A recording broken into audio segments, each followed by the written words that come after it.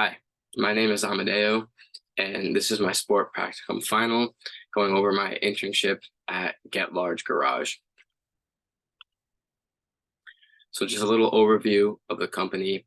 It's located in Cumberland, Rhode Island, which is only about 15 minutes from my house. So it's an easy commute. I'm able to drive there and work specific hours that work for me and my direct boss. So the owner of the company is Jason Oldham, and he created this company, started in his garage, and he just wanted to help athletes better themselves. So he began by just training a few people, even people that weren't athletes, just family or friends or anyone who was looking to get in shape. And he used that as a starting point, but he always knew he wanted to do more for his community and help out athletes, which he was also at a younger age. So by word of mouth, he began to grow, and he started to outgrow his garage, which isn't a very large space. So he ended up renting a space in Cumberland, and now it's home to about 70 high school, college, and pro athletes. And they all come during their season, if possible, if they live locally, or during the off season to come and work out. Um, a bigger name is like Michael King, who pitches for the Yankees. He works out with Jason in the off season for the MLB. And then you have other kids who go to high school and they're able to come train during their season, before their season, year round. So my direct boss was Anthony Lawson, and that's who I worked with on a day-to-day basis. So there are aspects of the organization and what they were all about. So pretty much their mission statement or their motto was to help everyone be the best version of themselves. And they say any minute is more than no minutes. Any progress is more than no progress. Baby steps are steps. So basically they're saying just get in the gym, get in a little workout. Even if you're home and you can't lift or you don't have all the equipment, you can do something, and you can just take one step at a time to better yourself. The earlier you start, the better it'll be. And so they say start building your foundation for your next season now. So basically they say come in, we'll take care of you, we'll see what you need, we'll help you with your weaknesses, but we'll also work on your strengths, because your strengths are what get you collegiate looks or what's going to help you move on further in your career. So they develop your speed and agility and strength and conditioning to make you a better, well-rounded athlete. And they say they have that Mamba mentality of don't let anyone outwork you. So the head trainers in the gym are able to make their own times when they can work outside of the regular hours of the gym. So specifically, my boss, Anthony, we would go in at about 7. And then depending who we had, we might get out of there at 1, or I might have to go to my other job and he would just keep working with clients. There were other days where he started in the afternoon and worked into the late night. It all just depended on his schedule and his client's schedule. So the financial aspects of the organization, their main income is sessions. So when people come to work out with them, they have a movement assessment. It's basically just to see where you are at in your athletic or health career. So once you do that, they see where you are. They say what you need, what could help you the most, and then you can decide what you're going to do. And you can see right here, 2 sessions per week is $240 a month, 3 sessions, $300 a month, and so on.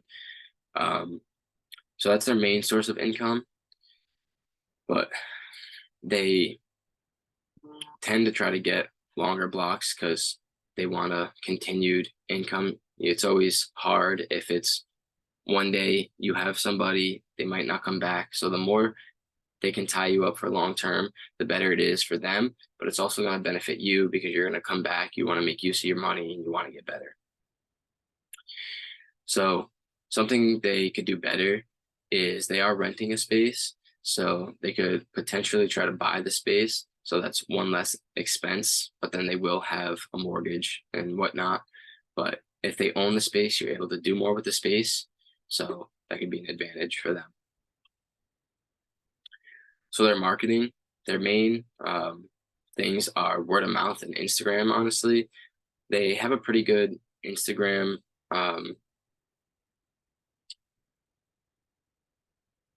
presence, but their website is also very good, and they post on Instagram pretty often, depending who's in charge of it. Sometimes it's Anthony, sometimes it's Jason, another worker. But so I heard about them from the first time, seriously, when I was in high school, and there were athletes in my grade and in my school who were already there and were trying to get better. So they talked about it. There's other programs in the state. This is one of the better ones, and a lot of people know about it. It's a pretty big deal, even though it is on the smaller side of a building and amount of people that are there. So their marketing was effectively targeted, and they reach the athletes they need. They reach the people who are looking to better themselves and create a fitness plan. Like I said, they do post regularly on Instagram, but they could do a better job by following more athletes, whether that be professional athletes or trying to get a better hold of the high school and college age kids in the state. I think that would benefit them. So the technology that they use, they're always looking at what is best for the athlete, what workout plans, what lifts, what's going to help them excel and be the best they can be. So they use that technology on specific exercises targeting certain body parts or muscle groups.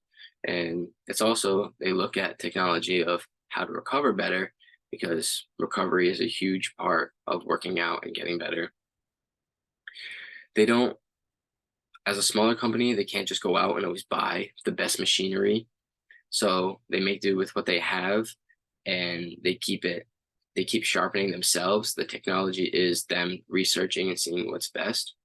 It's hard when you're a smaller company to just go out. You can't just go buy a piece of equipment worth tens of thousands of dollars that might be in a few years. There might be something better. You can't just always be replacing. But yeah, so the more success the athletes have in their careers, the better it looks for the program, and in turn just helps everybody. So the internships that I did in my day-to-day. So when I was first beginning, I was told I was going to help assess clients, build workout programs, administer programs, record data, correct form and technique, and then I would also help on the social media side and pretty much do anything they needed.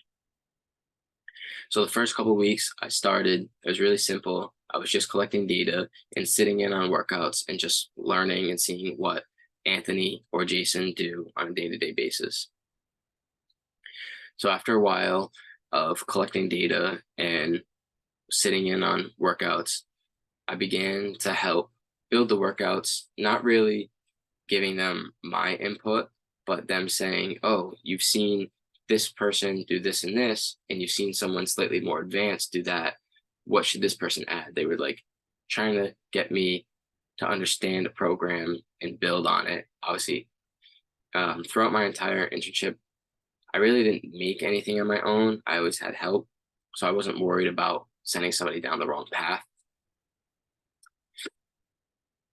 And so the work structure was pretty much, once I recorded any data or helped whoever I could, I just directly told my boss. And then if they were his clients, he dealt with that information. If they were Jason's clients, he gave Jason that information.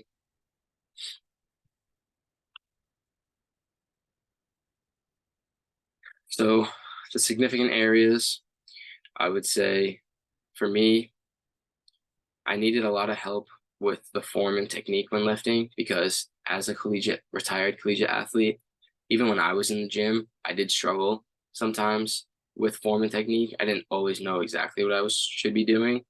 And I did pretty good at listening to criticism and trying to help. But then that made me a little subconscious and worried about fixing other people's technique, because I knew I wasn't always the best at it. So I was like, why should I be telling someone how to do something if maybe I also wouldn't be doing it completely correctly? So that was a little hurdle to get over.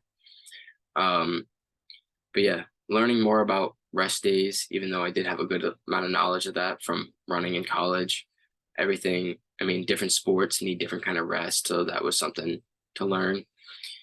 Um,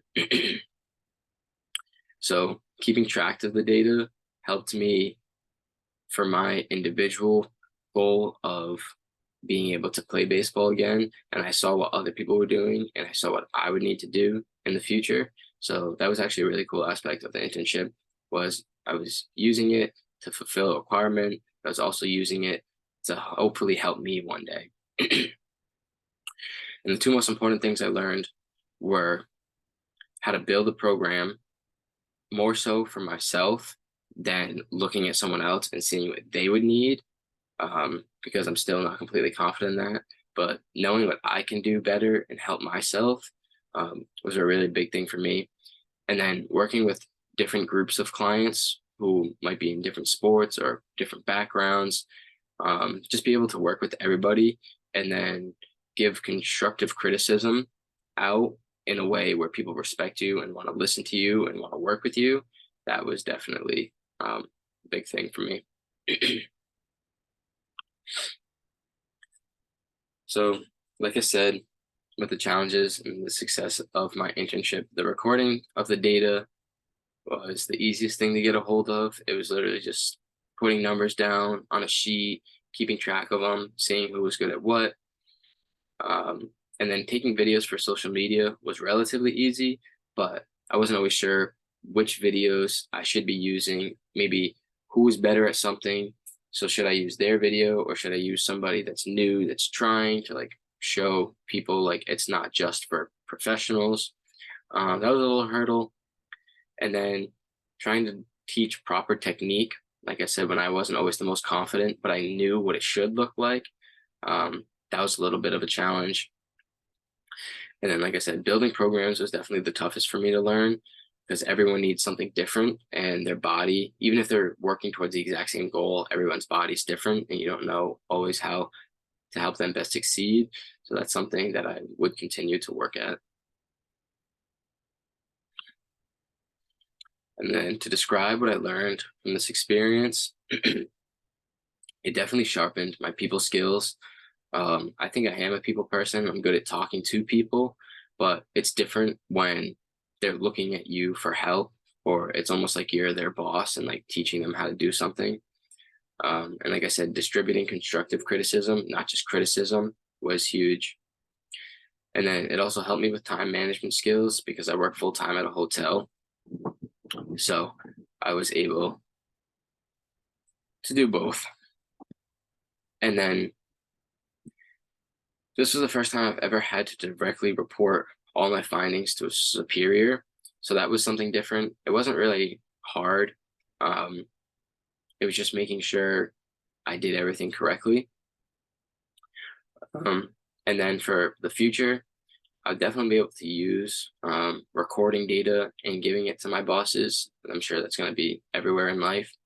But my first full-time job that has to do with my degrees is going to be a finance job where I'm going to be working at a hotel company called TPG, and I'm just going to be working in their financial sector, but that's not until the spring.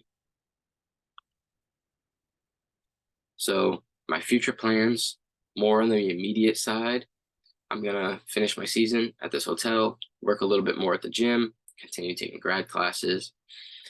And then in my personal life, but also in my work future, I'm going to be moving part-time or for the winter to New Hampshire to work at a mountain and learn to ski and continue my online classes. And then when I come home, I'm going to start that finance job that I spoke about a minute ago. And then after that, I'm going to hopefully complete my master's, partially in data analytics, and then possibly apply to Hasbro's finance department or data analytics department, see what I can do from there, but always be on the lookout for something sport related.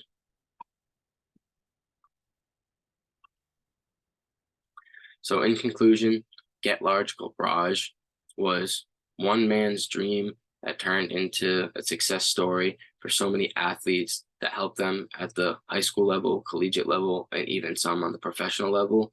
But don't get it confused. It's not only for athletes, it's for anyone who wants a healthier lifestyle. And there, any minutes is more minutes than no minutes is a good thing for everyone to look at in their daily life. Maybe if you can only go for a 15-20 minute walk in between a first and second job, or if you're really tired and you can only do a little workout, anything's better than nothing. And then sharpening my people skills is always a good thing. And just being around athletes and others who want to better themselves is just a great motivation. Thank you.